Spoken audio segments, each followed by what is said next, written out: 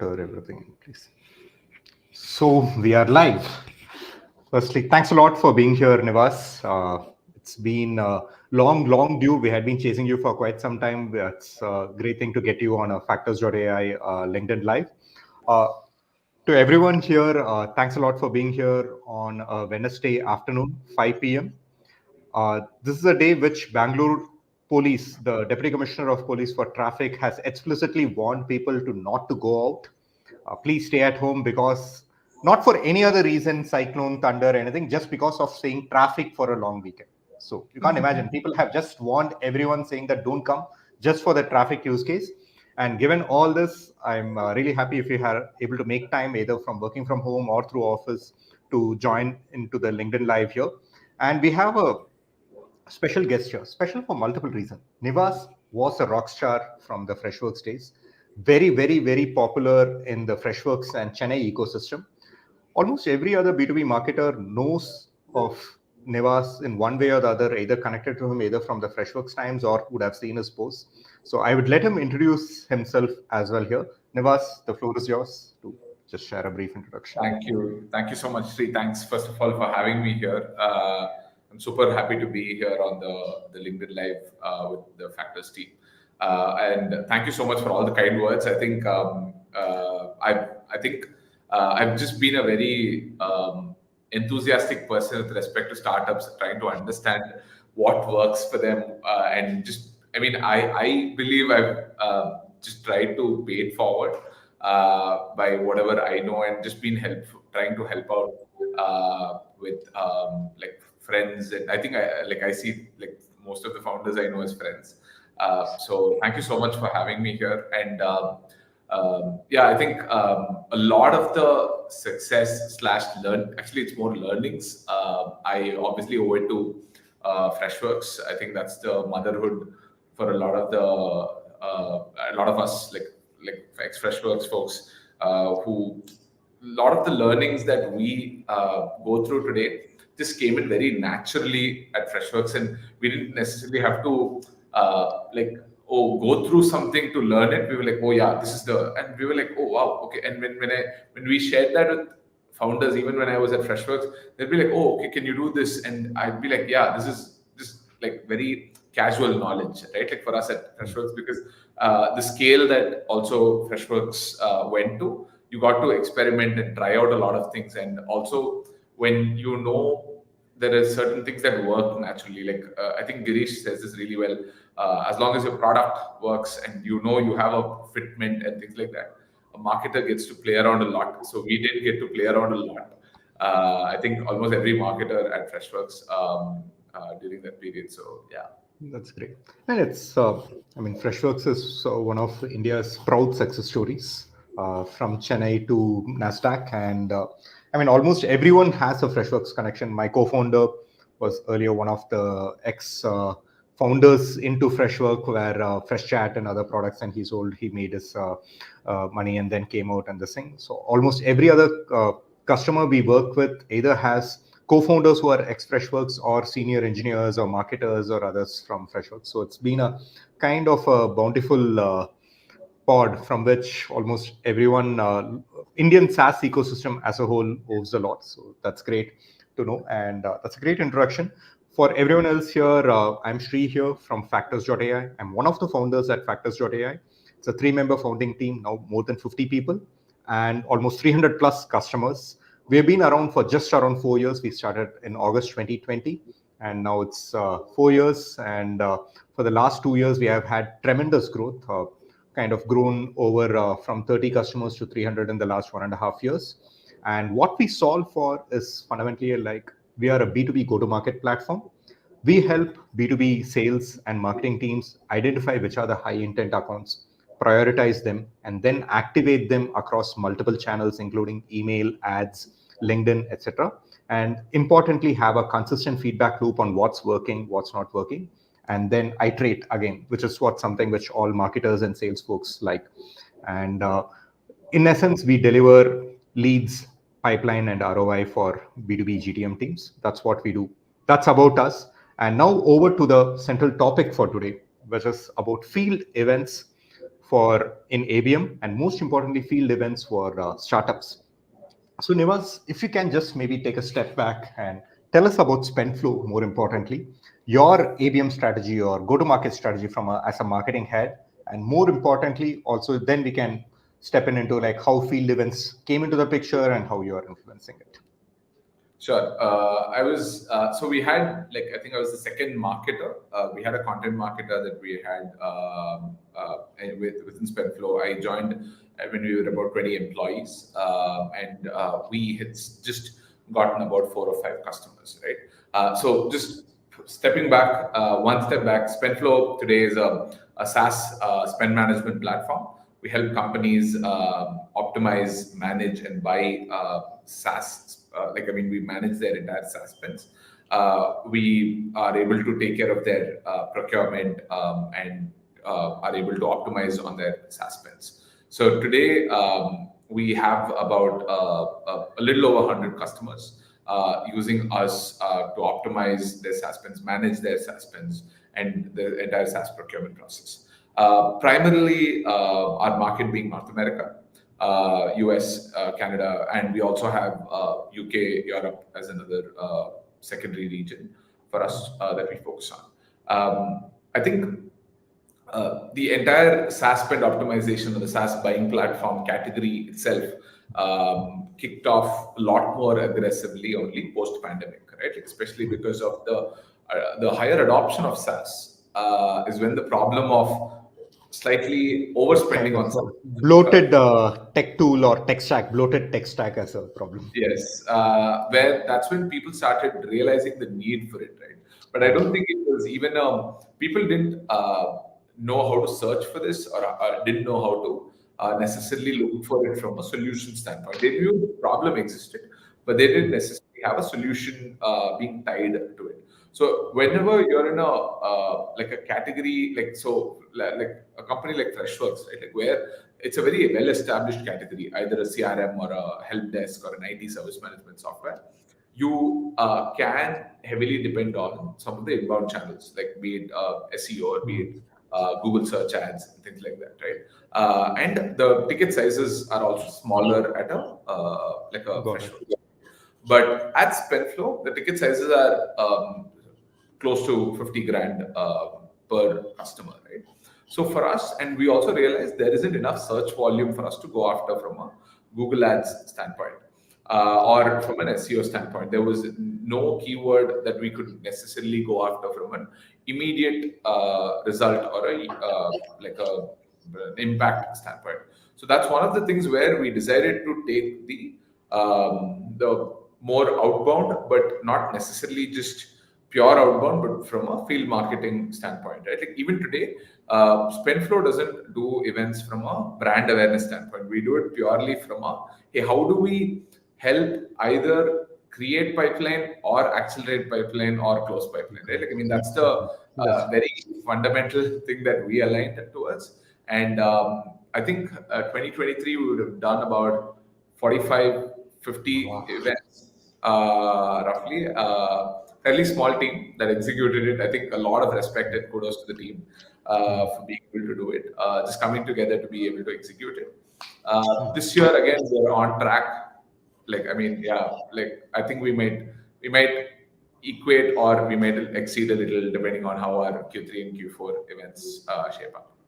Got it. Oh, it's pretty interesting. That is, I mean, 45 events, it's pretty amazing. And also, I understand from a strategy point of view or from the thinking point of view, saying that given the category, given the kind of ACV, given the kind of buyer persona, it's better to actually handle them over events and other things than just SEO or inbound. And which also I understand, like as a startup, if certain channels are not going to really work, where there is no huge amount of search keywords to bid on or inbound traffic, you have to find alternative ways to this thing.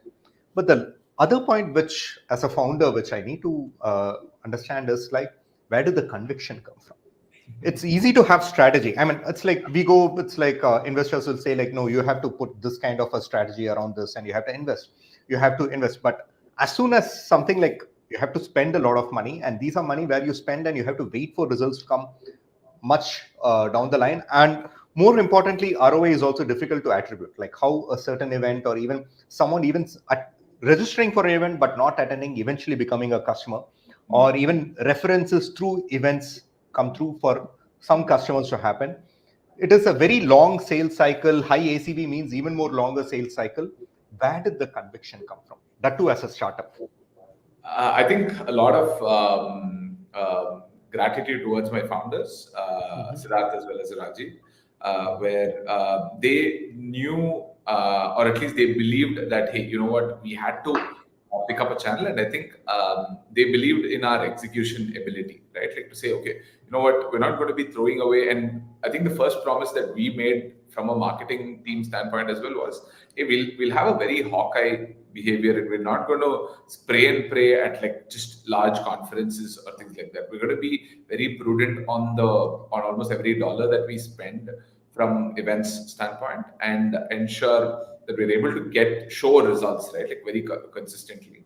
It obviously, the first, I think we had our own set of fair share of mistakes, burnt our fingers by trying to do things in our first 2 to 3 events, but I think that genuinely helped us to fine tune and say, okay, you know what, hey, now let's go back and hit that again with a different angle, and it started working way better for us. Yeah, I think So it's probably the experience at Freshworks kind of helped better that conviction, saying, you know what, this will work, right? Like, I mean, it's just a matter of time and execution. So in a sense, like also trying to kind of like, you can be audacious, or like kind of like field events can work and take a bet around that and this thing. And specifically, I want to ask 2 questions. So I will dive into the second part a little later, which is more about like how startups need to leverage events and how they need to look at from a marketing standpoint, how they need to invest. But the first part, which would also be very useful for it, is like what goes into an event planning. You have convention and strategy that you have to go into events. So if you can put in a day zero when you decide on a particular event, whether it's SaaS Talk or whether it's SaaSter or Dreamforce, whatever it is, to then is like till what day, when is the event going to happen? What are the pre-event items and action items which you do? How does the team get involved, right from product marketing to external vendors to even internal teams and other things, or even the sales team, etc. And what happens post event as well, like how do you make that event? If you can just kind of like open up your playbook for us, that will be great. Sure, this might take like an entire hour, but I'll try to sum it up. I think there are 2 approaches, right? Like one is how we like define it is external. Is it an external event or an internal event, right? So how we define external is anywhere where you go and exhibit, or you're sponsoring, and they own majority of the efforts, right? Like, I mean, say it could be a conference, it could be like a community hosted dinner, right? Like where there is like these third party communities that are like in your vertical, right? Like say it could be Pavilion from a marketing standpoint. If they are hosting the dinner and you're just a sponsor, you just have to show up, do a little bit of research and go in there. That's one level, right? Like, I mean, so external is where for us, we do a lot more of the conferences. Like to some extent, like I think probably we do like about 6 or 7 in a year. Internal is where we do a lot more from an overall standpoint, right? Like, so from a conference standpoint, I think just being able to get the right logistics set and ensuring that you have, say, the right pre-meetings being booked, and also just being able to know, okay, hey, you know what, this is the pitch that we're going in with for this sort of audience, and this resonates, and all the logistics and everything in place, I think sorts it out to max extent. And I'm not going to go into nitty-gritties like who do we send and stuff like that. But beyond that, the post is where a lot of the teams don't do a great job, right? Like, I mean, the follow-up is where, like, I mean, especially when you really want to measure ROI for an event, it's not about the pre, right? Like it's mostly about, I suppose. I think we call it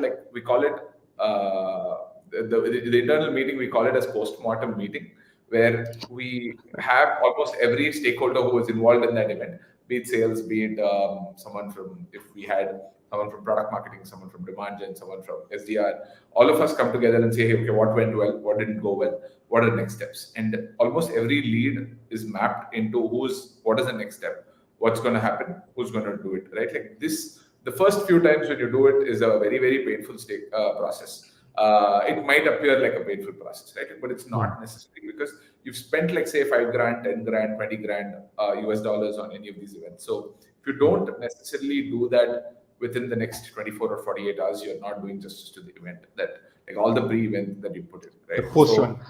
Yeah. yeah. So to make the ROI, but just a little more question, like how much do you budget for events based on, Uh, let's say you are going for an event and the thing, because this is something like, this is event calendar, which is actually opening up from September onwards to October to November. There's going to be a stream of events, right? From large US events to even the sub events, which is going to be, or people doing pavilion based kind of dinners and other things.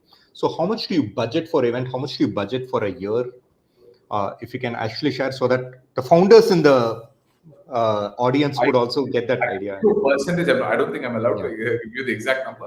We actually have about 45 to 50% of our budget marketing on, budget yeah. events. Okay. Um, we um, we have a good significant spend on digital today, and the rest is on like creating a lot of content around brand and things like that. So that's Got it. the part of So the. just maybe if I know the exact numbers per event will also change and other things. So let's say if we are planning for a outbound event, which is large stature and other the thing. Of course, the booth cost will be anywhere from $50,000 to $70,000 depending on when you book for it.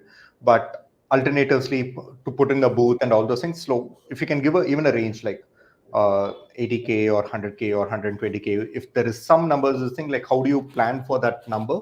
And then how do you work backwards around, like how do you get ROI from that? I think it differs from conference to conference, right? Like I think Yeah. let me give it to you from okay, what are some fundamentals that you need to get right, right? Yeah. I think I think today, especially if you're operating from an India US cross-border approach of being able to sell from India to the US, you'll have to either have AEs or BDRs in the US if they're the ones who are going to travel, or is it someone from India, right? Like if any of your founders are going to travel from India, or is it going to be people from the US team, right? So balancing that is a very, very important act, because every single time if you want to fly someone from here to the US, it is a lot of additional cost. So what we do is we do something called travel cluster or a travel sprint, right? We pack like about at least 5 to 6 events in a period of 3 weeks, do a lot more of that, and be able to finish that, wrap, and come back. Or like if we have like a longer sprint, like let's say 9 weeks or stuff like that, it's not more than 3 weeks per individual, because they also have a an event fatigue kicks in, right? Like a travel fatigue. So 2 to 3 weeks max. Then we swap with another person, with another person, with another person. So today, this is a lot of like after making enough mistakes with trying with like I think September, October, I was like about away from India for about 45, 50 days, trying to do this for a full stretch. It had a lot of toll on like multiple things. I don't even want to go into it, but I think just realizing this today, and we're trying to keep it to shorter sprints where we're able to see a lot more energy. And even if people are able to take a break, come back and rejuvenate and do that, that's one major aspect. I think the second is, look, I think as startups, you still have to be extremely prudent on where you're spending from a like a goodies or like swag standpoint. Right? Like we still we want to give quality stuff, but we don't want to do it in the US, right? Like, I mean, like for example, the T-shirt that we wear is probably a Nike one, right? Like that represents our brand, that represents our color. I don't want to look shabby, right? Like I want to look professional, right? Like I want to look like a brand, and I don't want to look shabby. And ensuring that even the goodies that we procure from India have that brand spend flow, right? Like I should like this is something I love hearing from Girish, the Founder at Freshworks. CEO, as a founder and former CEO at Freshworks. He used to say, if you're not proud of putting your name on it, you've not done a good job, right? So it goes to craftspersonship as well, right? Like even like any product, any collateral that you put out, like if you're not proud enough to put your name on it, you've not done a good job, right? So we're very, very specific about, okay, hey, if this doesn't look good enough, then we've not done a good job, right? So even the experience at an event and things like that, they're very particular. But ensuring it's these are the two major ones. Apart Yes. from, say, if we were to do a, so also at a conference, right? Like there are two types of Mm. like exhibitors, according to me, right? Like after observing a lot, Mm. people who want an activation, people who don't need an activation. So for Saster, our audience is not everyone, right? Like we don't Mm. necessarily care about anyone who's less than 50 employees or 100 employees, right? Like we Yeah. care about only finance leaders or only CEOs or CXOs of companies greater than 200 employees. I don't like if you want to set up a booth where you give out ice cream and probably bring in everyone, you're gonna like gather a lot of junk leads, right? Mhm. Or if you're going to be giving out coffee in the morning, there's going to be a large queue and everyone's going to want coffee, but you're not necessarily catering to everyone over there. I would, so what we did at Saster is to host a private dinner in partnership with two other brands that probably cater to the same audience and Mm. be able to do like a very invite only 45 people dinner, which was a phenomenal hit, by the way. Like we had better ROI from that Mm. dinner that we did So, rather than so instead of the main event, around that event, doing a dinner around that, in a correct, sense. correct, Okay. correct. Because think Mm. about it, right? Like, why Mm. is anyone there at a conference? They're there to network. Mm. They Mm. don't have a lot of things going on in the weekend, sorry, in the evenings, right? Mm. And if you think about it, there are a lot of the happy hours, right? Like happy hours Mm. are all over the place, especially at Aster. There are probably like Mm. 12 or 13 of the happy hours. Well, Like if you tell, yeah, yeah. you know what, this is a invite only sit down dinner at Mm. a Michelin grade restaurant, right? Again, it's not Mm. too expensive to pull off something like this, honestly, right? Like it's compared Okay. to a Shasta booth, this is a lot more Any like good. numbers if you can share? No. So we've done it for 30 people, and it costed somewhere around $6,000 to $7,000. Oh, that's Yeah, pretty good. yeah, and we split it Very, very between three. good. That's very good. Correct. Yeah. So we've found our ways to hack around, and also it's this, right? Like I mean, if you're gonna have like brands that don't necessarily compete with you Mm. from a value proposition standpoint, but Mm. will be competing from an audience acquisition standpoint. What I mean is, Mm. at Saster, like let's say there are four companies that are trying to bring in CFOs for dinners. I'd rather partner with them, right? Got Because it. all of us probably, as long as there's not too much of an impact on wallet share, just go And ahead and and partner. it's Don't really worry about, oh, okay, this is a spend flow owned event. I don't think no, any of no. these give a, I mean, No, it's a pretty good insight. That's where like complementary brands and other the thing which also attract the same buyer persona. right. How to one partner with them, and more importantly, do a kind of an offline event around a main event, because main event a lot of people come in. There are a lot of these big happy hours or dinners and other the thing, but have a very kind of an exclusive dinner for 30-40 people, share the Right. costs, and that actually works out very well Yes. in a overall We've the thing. had That's like a really large, I'm not allowed to name the brand, but a really large brand who had rejected us, who didn't respond to any of our, like we wanted to partner with them for the same dinner.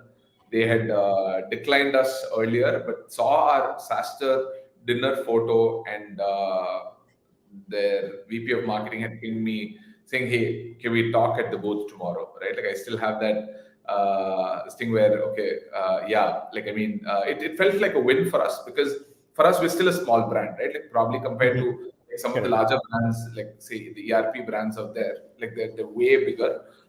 And for them to reach out and say, okay, you know what? Hey, I noticed the dinner looked fantastic, right? Like, and it feels good Okay. for us from an execution.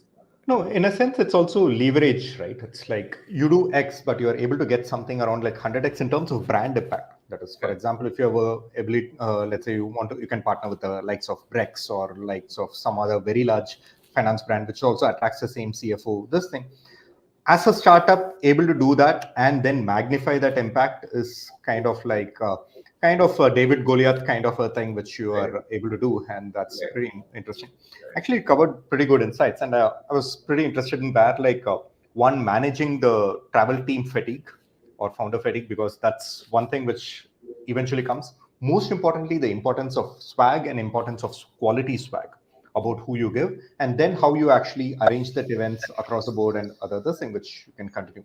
This is, of course, the strategy and how you do it and other thing. What do you do outside this events as well, in from a marketing perspective? and also even a sales or email perspective. That is pre-events, who you invite, how do you keep a cadence around it, and also how do you get people to register for events? Because one thing which founders and even any startups get scared about is, okay, I'm going to sponsor a booth at Sasto. How do I make sure people know that I'm there? It's not just because like people walk in and the crowd, but I also want to know my prospects or customers are able to look at me in this way. How do I make sure I market to them right away? How do I plan for it so that for that event people come for me there? That kind of a thing. Or even private dinners is even more higher. Like how do I actually get people into my private dinners and other things? If you can share So insights on a lot of the conferences, right, like are willing to give you the list of registrants, right? I mean the attendees. I mean, I'm not talking about the 50,000 the large conventions, but more of the very curated, say 800,000 people conference, right? Like they reveal the list of attendees, right? Like, and just be mindful of how you're reaching out to them, because everyone's going to be invited to everything and things like that, right? Like, and think about, hey, how can you add value? Because don't be like, hey, come visit our booth, right? Like, I mean, because yeah. almost every Tom, Dick, and Harry is going to be inviting that. And like, I still remember at Freshworks, I made a tweet saying, come visit our booth. And like one of my senior, like he was an analyst with us, and he was like, look, say something that they'll really want to hear. Don't be like, come visit our booth. And I don't Yeah, want to don't hear, be. yeah, don't be the booth inviter, right? Like, I mean, I felt very bad that day, but today thinking about it, I think everyone just wants to be like, oh, we're at booth 44, booth 33, booth 22, right? But I think beyond just brand making a shout out, right? Like, I mean, what can you really offer? You can, I think a couple of things that have really worked, right? Like, I mean, meeting for so and so, right? Like, I mean, it could be like, say you give, like you take a meeting and you really want their insight, you really want their connection. And if you're willing to give away, like say $100 gift card, or maybe like say whatever, right? Like sneakers, or like I've had like different people reaching out to me for different things. The other thing was the dinner concept. The other method that we've tried is looking at who's downloaded. Like if we look at where is there an overlap of some sort of a touch point with this list of accounts, versus either have they visited our website, have they done a demo with us, have they done this, have they done that, right? And trying to kind of tie the dots and kind of bring them back, saying, hey, you know what, my co-founder is going to be there. We noticed that you downloaded our ebook. He's an expert in this. He was very excited when he saw your name, and would love to catch up with you, right? I mean, like there's no catch. Like probably would be like, you know what, coffee's on us, right? Coffee is like what, $5, and obviously there's free coffee as well. It's just a like an open thing. Or sometimes what we've also done is we've kind of taken up the space at a nearby, like let's say if there is a very nice restaurant next door, right? We'd be like, hey, you know what? We'd love to meet you for coffee and lunch or something like that, right? Like, and I've seen people at Vegas do this really well, where they'll be like, hey, I'm like, because like some of these large casinos have like great restaurants within, and they'll be like, hey, I'm here. Feel free to come, and the tab is open for you, right? So again, it's just a way to kind of, and probably even have like something which is very personalized for them to say, hey, you know what, I got a hoodie with your name on it, right? I got a sweater with your name on it and things like that. Like there are different ways for you to bring in people, especially from a conference standpoint. I think bringing people for a round table or a standalone event is a whole different game by itself, right? Again, you don't have any starting off for that is a very, very difficult process. One, I think the safe bet is to identify like a not a speaker, but more like a, hey, a crowd puller, right? And don't especially if you're going to the highest level of persona that you want to target, like a CFO, right? Don't make one person the speaker and the other people the listener, right? That hurts ego, right? Instead, make it a round table, make it flat, and but have one person being able to open up the conversation, right? Say, A kind of a MC or kind of a person who's a moderator correct. or something like Yeah, that. leading the conversation, right? So Okay. it feels like I'm part of this with this person, With and this not XYZ person. necessarily correct. It's not necessarily that I'm going to be seated and he's going to be presenting on the stage, right? when you want to target like the CMO or the CSO or the chief revenue officer sort of a thing, that's a like something that we realized. With respect to roundtables, I think good venue, what experience do you really want to provide to them, right? How do you want them to feel at every step of this is very, very critical, right? Like, so we sending them, be it the calendar invite, being like keeping them informed of, hey, is there parking available? Like very small nitty gritties just go a long way, because you're not letting them think coming in for the round table, right? And just going about inviting people. So how we've generally gone about it is we look at, hey, where are majority of our decision makers, right? Like we probably LinkedIn Sales Navigator is a great tool for this. We pick out the city, we'd be like, hey, you know what? These are the titles that we're looking at. How many people do we have? Say SF has 5,000, right? And probably New York has 3,000. Seattle has Awesome. LA, Austin, and all these cities, right? So we kind of put a descending order, and we'll be like, okay, these are our top 5 cities that we want to go after for this quarter.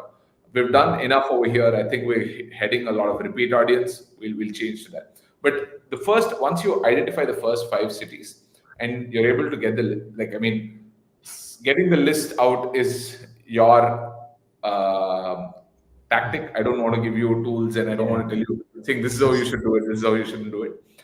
Once you get the lists, either being able to hit them up on LinkedIn, or via email, or via ads, or via any mechanism that you think. What LinkedIn works for you? Does LinkedIn Sales Navigator work very well? LinkedIn works pretty well, because what we've realized is it is not a sell, it's an invite, right? And especially coming in from a senior person like a founder or myself, who generally feels like a warm thing rather than like not me trying to sell, right? Like, and we're very You're not asking for a demo. You're not asking for this thing. You're saying like, okay, we are here, and this thing we'd like to meet you. And a finance leaders dinner at this fancy restaurant in SF on this day. Hey, would you like to join?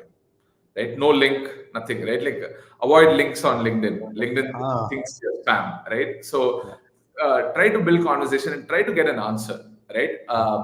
Because like the more you're able to get a response from people on LinkedIn, right? Like even if be it a yes or a no, I think LinkedIn starts to think, okay, you know what, this guy is not spammy, right? So that's very, very important.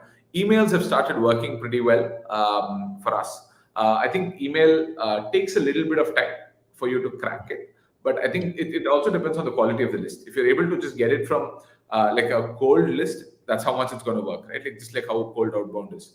But if you're able to probably source it, we actually have leveraged factors as well. And again, Sri did not give me money to say this, but factors.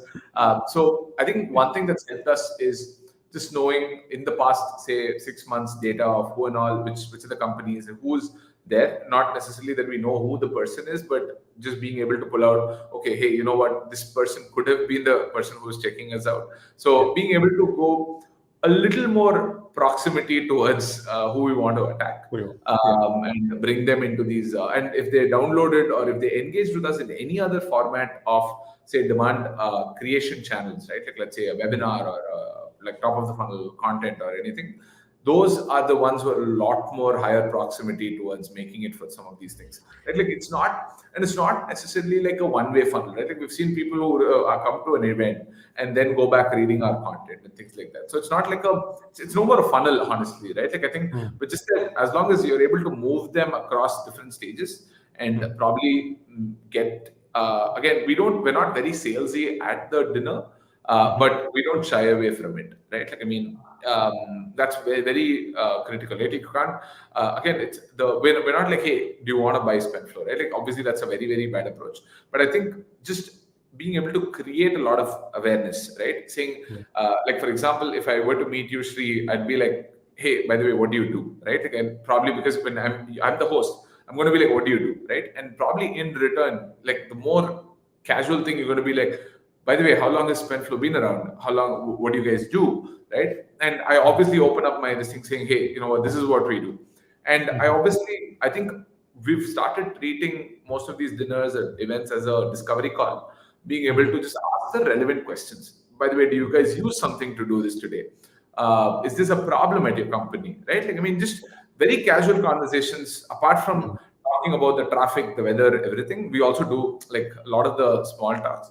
But just building these small hints into the dinner helps us. We obviously take a lot of notes, compile those notes, and do that postmortem call within our team, pass it on to the right stakeholders.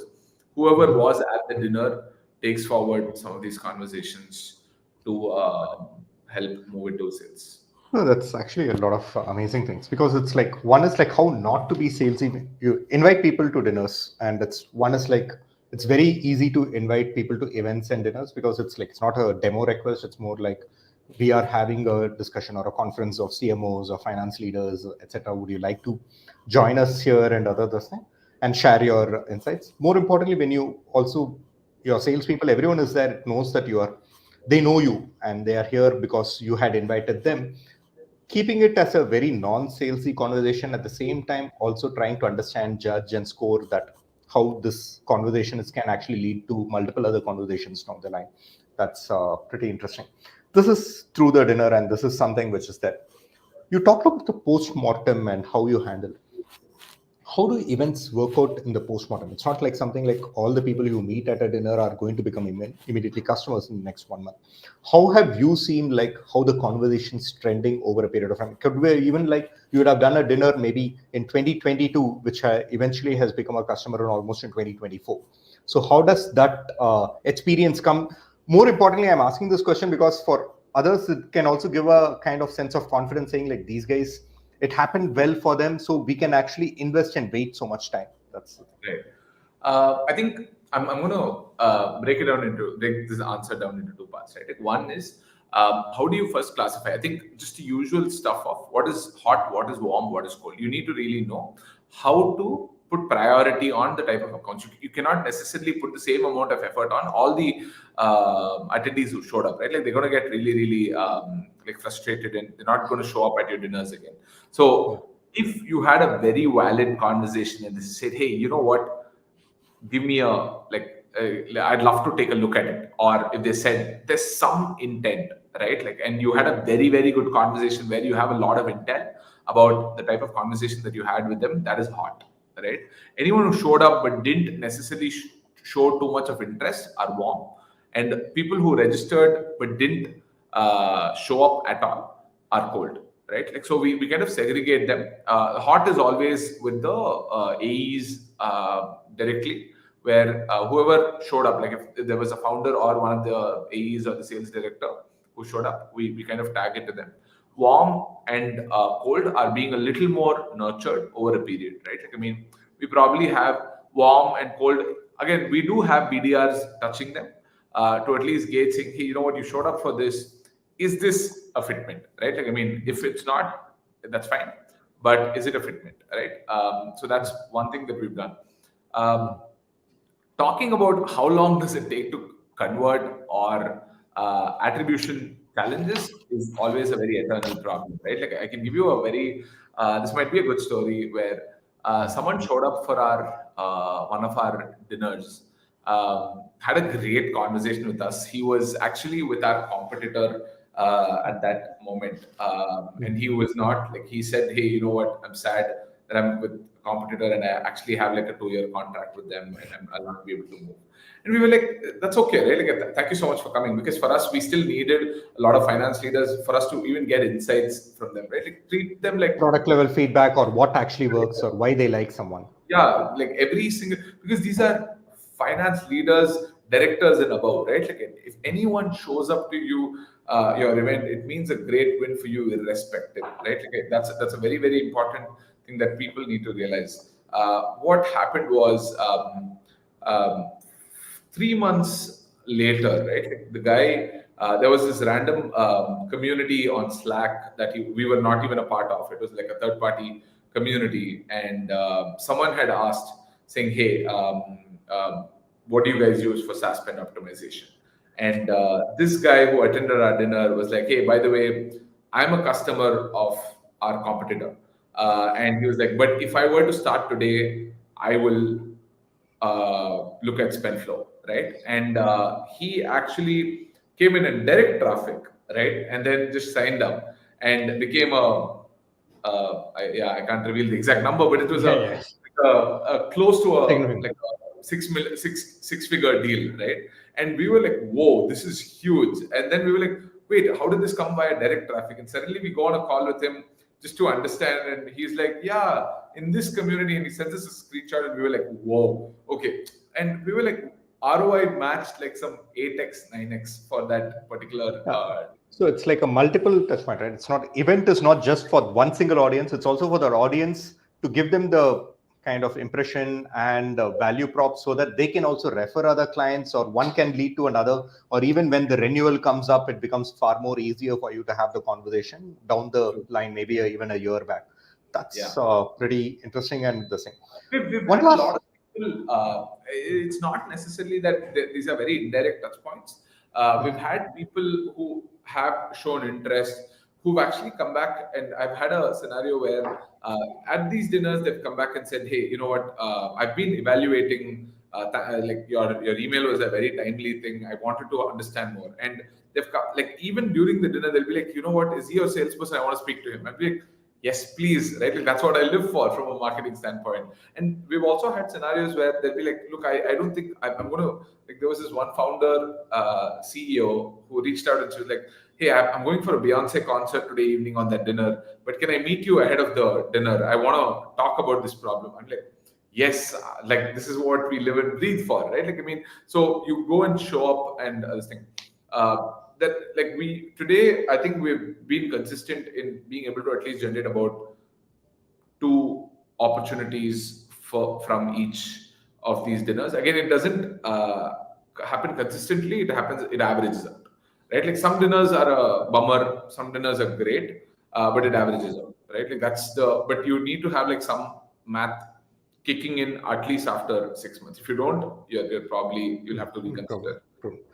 any kind of like insights into like what became, or what were the reasons why some dinners didn't work out or some events didn't work out? What are the reasons that we can first think? What are the reasons why some of the events worked out really, really well from your experience? Or, I mean, since you have been doing this for the last 3 years, you would have some patterns around that. How it worked. There are like a ton of reasons why they don't work out, right? Like I think,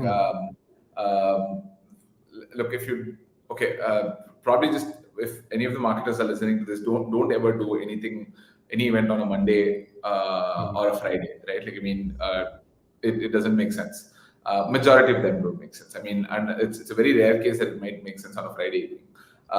Second, weather can really screw your event up, right? Like I mean, apparently we had a great dinner we hosted at Chicago, and it turned out to be the hottest day in Chicago in that entire year. And there were 6 of us at the event, and there were 4 people who showed up, right? Like I mean, so there were more organizers than from who like we partnered with someone that like a very close brand of a friend of ours, and only 4 people showed up. So the entire dinner was just planned for 10 people. We lost money to the restaurant. Like either poor show up, weather. We probably overestimated the city, right? Like the city doesn't respond well enough for the reach outs that we do. Not enough people show up, or it could just be like say sometimes it's we've never had a very dull dinner, honestly, right? Like the dinner, we've tried figuring out a way to keep it live, and we've always, I think, probably the very fundamental rule is to just make it about them and not about you, right? Let them speak, let them open up, and just I've had multiple of the CFOs and finance leaders come back and tell me saying, "Hey, you know what? This felt like therapy." Right? Like, I mean, I just got to vent to some of my colleagues, which I just generally don't get to meet, and most of them want to connect on LinkedIn and things like that, right? So that there are multiple reasons why it doesn't work, but I think what works is just most of the times just good discipline, right? Being able to know and a lot of street smartness as well, right? Like things are going to not go the right way every single time, right? Like you just have to keep iterating, just be very disciplined in the way you reach out, the way you're able to send the right messaging and things like that, and not get demotivated too quickly to. Uh, Oh, that's a very, very important thing. That is like you have to doing it multiple times and not kind of like just one dinner or one this thing. I spent money, whether it actually worked out, keep ROI at every single level rather than spread it out, plan for maybe 6 or 7 events and then figure out that's it. One thing which I was intrigued how this thing is like in dinners there are tables. How do you keep the conversation going? I mean, you need to have at least like three, four, two founders and other this thing. How do you manage that, orchestrate in terms of getting the conversation going? Any tips around that? How does it work? we've also now, I think there was this one dinner where what happened was we let the attendees sit first, and everyone sat together, and all the organizers had to sit in a corner, right? And we realized that's a very bad like an approach, because like we've seen people placing name cards, but we didn't necessarily go for the name card option because we didn't know who'll show up, who wouldn't show up. So every time we had to adjust those name cards and things like that, right? Like, and we're not a very super tight knit event, right? Like we will have dropouts. So I think a funny thing that we started doing was we have a nice pen flow, like a vest we carry, and we'll always leave it somewhere. Like we'll be like, okay, like let's say we're going to be at the dinner at 6:30. We'll show up at 6:15. We'll be like, okay, you know what? I'm going to be here. I'll cover 3 people. You're going to be seated over there. You're going to be seated over there, and things like that. Right? Like, I mean, just to ensure there is a good split in the way you cover audience, right? That's from a seating standpoint. I think from a driving conversation standpoint, like, it's always important to. We've mostly kept it around, say, hey, you know what? Why don't you just like everyone just initially once probably people come in, like it happens like a welcome reception, like 30 minutes they just grab drinks, they're just talking, they're talking about the traffic, they're talking about weather, they're talking about probably the previous night's game and things like that, right? Once they settle in, we probably open up like one serious question and one funny question, right? Like a fun question. So that generally opens up a really good conversation, and that at least flows for about 40-45 minutes, right? Because like let's say I be like, hey, folks, thank you so much for joining us for here. We're Spenflow. I'm Nivas. I head marketing at Spenflow. This is Rajiv, or this is Sid, or this is Edward, things like that. And we let, maybe if we have another partner in, like we're co-hosting it with, we let them introduce as well. And what then happens is we'll be like, okay, everyone's just going to stand up. Like if it's the beginning of the year, right, we'll probably be like, hey, do you mind just giving us an introduction of you, your company, and what's that one priority that you're looking to solve for in 2025 or 2024, right? And the other, the fun question would be like, hey, what's that one series you're binge watching on LinkedIn? Netflix, right? Sorry, I'm on a LinkedIn live and I just said LinkedIn. You can say factors for it, but that's okay. Yeah, on Netflix, right? Like, and what ends up happening is these are just points of, right?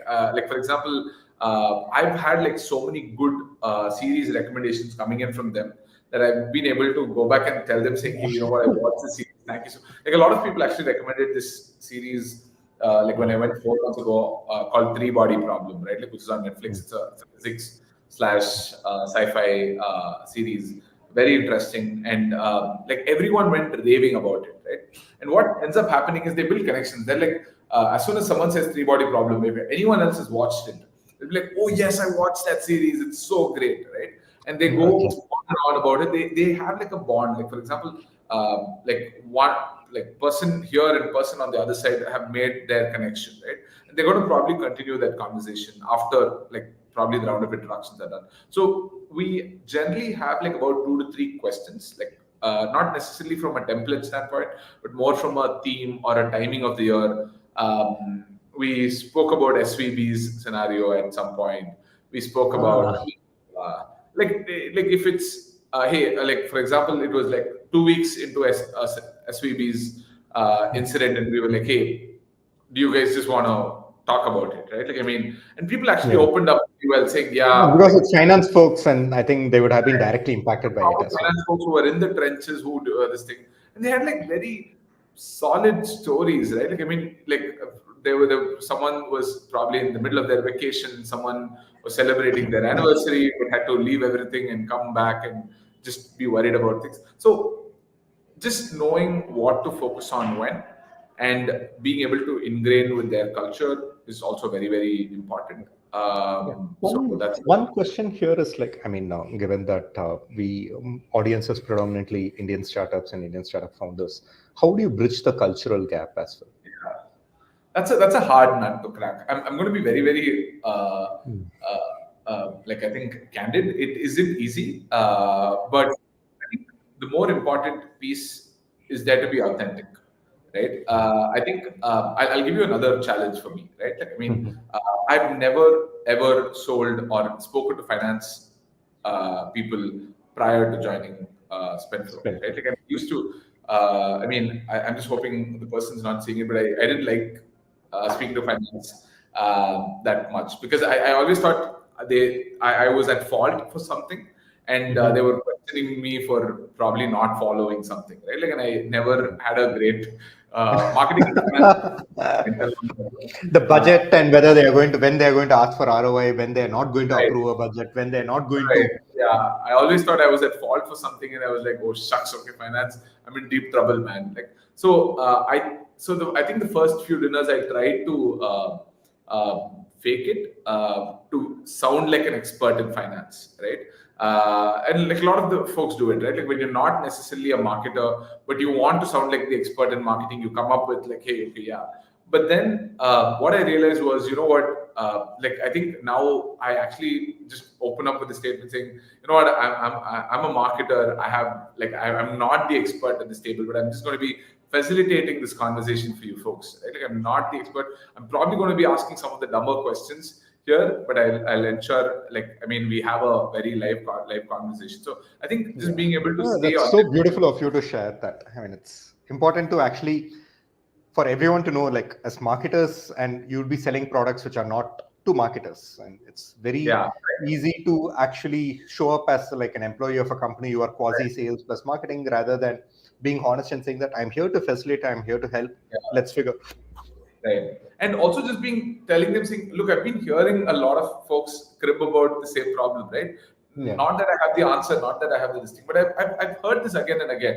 That's my Mhm. take. I think from a culture standpoint, right? Like, I mean, just being, you don't necessarily have to be an expert in, like, I think a lot of the folks seem to have their games taken very seriously, right? Like, be it the basketball, be the NBA, be the any sport for that matter, baseball or NFL or whatever. Just being mindful of what you're aware and how you can like navigate through some of these conversations are good enough. Need not try to fake it, but just be upfront about it is good enough from a culture standpoint.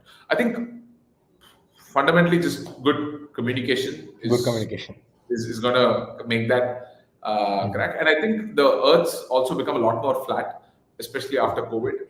uh, where they are aware that you know there are a lot of India US cross border companies. There are a lot of Israel US cross border companies. There are a lot of Europe US cross border companies.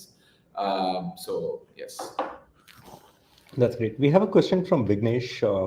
Are enterprise leads received only through ABM, or does organic SEO work from your experience in marketing? So we're not necessarily super enterprise. We're more mid market, but I think Mhm. uh, it, I think depending on SEO as a channel primarily for enterprise is a lot more harder rather than ABM is my answer to that, right? Like ABM is more becomes can be become more predictable because you put in the effort and you can try getting some results out of it, but not necessarily. Look, I think it's very hard to predict like a very Mhm. consistent result from an organic channel, especially in this current environment with the number of things. I mean, I mean, I'm not saying it's not a predictive channel, but it's not as predictive as you can get, right? Like some months you're going to have a great month from a search standpoint, some months you're not going to have a great month from a search. That probably goes for every channel, Yeah. but I think. yeah, I'd probably place my bets a little higher on the ABM front for mid-market and enterprise leads. And also, um, yeah, I just feel, I think it all ties together as well, right? Like it's not like one channel versus the other. It's everything put together. Like they might just end up reading something and then they'll be part of your event, they'll be part of your ads, Yeah. they'll be part of your content, and then at the end it might just come into direct traffic, or it might just come into, like they might have to search for say SaaS procurement or something like that, and they might end up there. So I don't think it's a either or, but I'll probably place a little more bets on ABM from a enterprise leads standpoint. Got it. And of course, we have a couple of more actually. Nanda is asking, are there any hacks to stay updated on current trends on different cultures apart from games? So generally, they start talking about baseball or other thing. If you have a week to think, how do you ideally plan for it to stay relevant Right. for the audience? Nanda used to work with me at Freshworks. So hi Nanda. So thank you so much for the Mhm. question. I did. This is a surprise. So yeah, I think you necessarily need not talk about. I think it's a very like probably. I mean, just blending in or trying to do small talk is just to talk about, hey, how was your day, right? Like, or how was your week? And just bringing in the human element in you need, like it could be like, and if you are speaking to, or like if you're reaching out to that person in a particular city, and if you know that, hey, the weather has not been great or the weather's been different, just being mindful of that is like a lot more impactful than trying to understand the game and things like that. I've walked into 3 baseball games never knowing the rules of the game, and I've been like, hey, how does this work, right? Like I mean, and things like that. But yeah, um, and I think That's it. just 1 week to execute the event, I'll be very worried if it's just 1 week. But I think look, if you have a cadence built, 2 weeks is good. 2 3 weeks we've still executed, but it's just within 1 week, just starting from scratch. I'll be like, hey, push the event if you can. So event needs 4 weeks at least to plan and other things. Then we also have Tuhina who's talking about how do you talk about game night when you probably don't know what what pickleball or rugby is stuff. Does it sound enthusiastic? How do you validate spends on events like mixers to management, since events do not show immediate results and need to be categorized under hot, warm, cold attendees? Yeah. Yeah, I think I'll skip the first part because I agree, right? Like when you don't know the game, just be or probably if you're very open about being in India, be like, yeah, we don't have football here in India. We are a cricket nation, and this is what we do, right? Like I mean, just being very open. But pickleball is picking up in India at least, so Football is that's very active in India, right? very Like I mean, active in you India. don't know the sport, and I don't know whether okay. There's a lot of controversy whether should we even call it a sport or not, right? Like, Joker talked about it, yeah. Djokovic talked about it, so it's correct, there. correct. I think it is a huge threat to tennis, but I don't know whether it's a sport or not. Yeah. So, validating spends on events or Mm. access to management, since events do not show immediate results and need to be categorized under hot warm. Yeah, I Right. think if you're able to get the post event conversations going pretty well from the hot, warm, and cold, there are chances for you to bring them into pipeline and show them as opportunities. It does take time, right? Like, I mean, it is not like an immediate conversion process, but if when you like for us, our event spends or the cost per opportunity from events is a lot more optimized compared to our cost per opportunity from Google ads or LinkedIn ads. So for us, when we know that this is working, it is higher. Just that be a lot more tracking things a lot more closely for events. The problem is events get very glamorous for a lot of people for different reasons, right? Like probably the travel is the more visible piece, or the photos of the event is the more visible piece, but there's a lot of um, uh, like I mean, very repetitive tasks that needs to go in from post-event standpoint that people slightly oversee, and it kind of kicks in. Got it. One, I think we have a couple of minutes. We are just in time, but Shweta has been saying any suggestions apart from raffle or which might work. How do you initiate engagement in conferences, booth conferences? How do you initiate engagements? So I think I've seen like couple of activations happening, right? Like I think Arvind from Super Ops is like a star Yeah. at this. Start Uh, events. Yeah. he does a lot of these very fancy activations at some of the conventions that they go to. I think I've seen some brands like if you're related to anything related to finance or money, they've had like these small booths where money flies and you have to go capture it, right? Like there are small, very like it actually doesn't cost a lot, right? Like if you think about it. So there are multiple ways you just think about how do you stand out, right? I think I remember what Superops did was I think they had that 360-degree camera which kept swirling around and took a nice video of you at the conference. So that Oh. actually got a lot of attention. I've seen, Mhm. I think Chili Piper had really nice champagne bottles at the booth, right? With people's names on it, saying, "Look, if you have received an email from us, and like we would have sent you an event, like a meeting invite, and if you qualify for it, you'll be getting a champagne bottle for taking a meeting with us, right?" So Wow. what I've shamelessly gone and done is, oh, by the way, I didn't get the invite, but I want to hear a demo, right? Because like let's say you see what's on the table, what's at stake, and you'll be like, go. So and that's probably what people do with like let's say the uh, the Booth AirPods Pro. level. Like that. The problem with raffles, right? Like I think everyone, I mean, today has realized that raffles are a big. I mean, no offense, but it feels like a scam, right? Because I don't know whether either they're being given out or they're Mm, probably being given out to the best prospect or for a deal acceleration standpoint.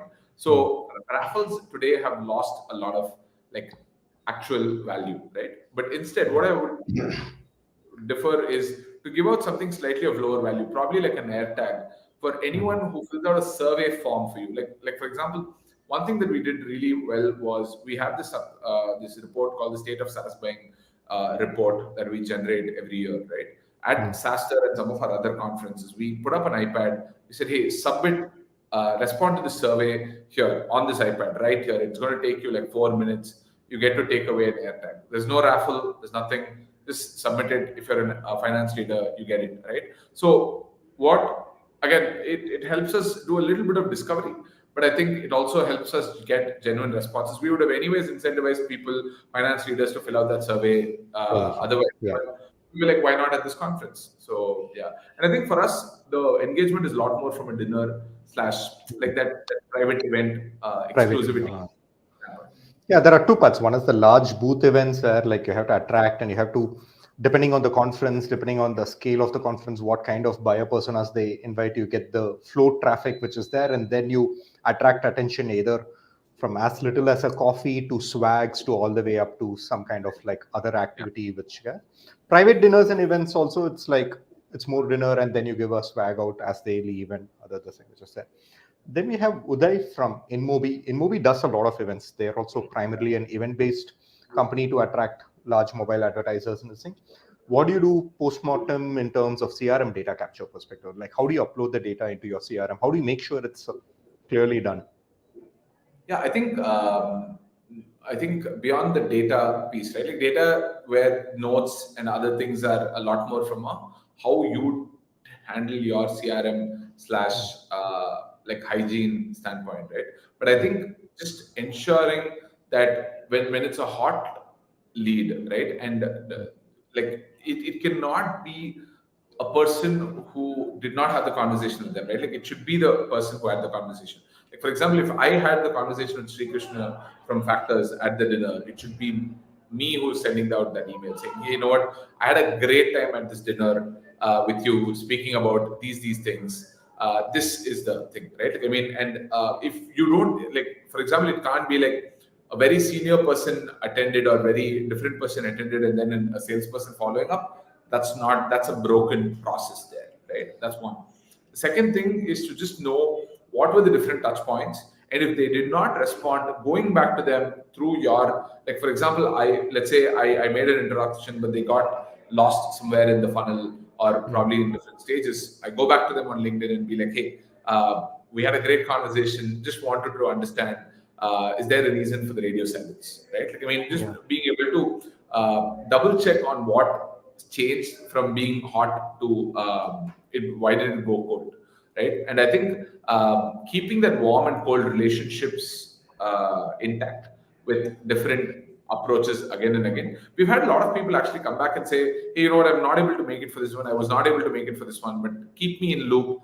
Let me know, add me to your list, right? Like, how many times do you hear that, right? Like, I mean, who subscribes to anything today, right? Like, I mean, very rarely do people subscribe to something. So if they're willing to say that, I think those are the small things that you do from the postmortem standpoint. That's great. I think it's pretty interesting in terms of postmortem, pre-mortem, the thing, and it's thanks a lot everyone for being here. It's more than an hour now, and it's been a very engaging discussion. Actually, Nivas covered a lot around not just the strategy and the conviction and in terms of pricing, but he also talked about the tactics, what mistakes to avoid, what are the key things which you need to look at, how much time you need to prepare, and most importantly, how you can expect things can go right or go wrong and how you work around it. That's pretty wonderful of you to share all these things, Nivas, including the culture gap. How do you handle this? Folks, Nivas is on LinkedIn as well. He has a humongous 32K plus followers, which is there. Please do connect with him, and you can also DM him and other parts as well. Please do check out SpendFlow if your company comes in the range of like more than 100 employees. You have multiple set of tools for cost optimization. Please do that as well. But we'll just close as of today. And Nivas, once again, thanks a lot for being there for the Factors.ai LinkedIn Live. We discuss all topics around B2B marketing and ABM, and field events is one of the key things which becomes a key part of ABM in terms of influencing and accelerating a buyer journey. So thanks a lot for sharing insights around that. Thank you so much for having me, Sri. It was a pleasure. Yeah. Thank you, everyone. Thank you. Bye. Ending the stream.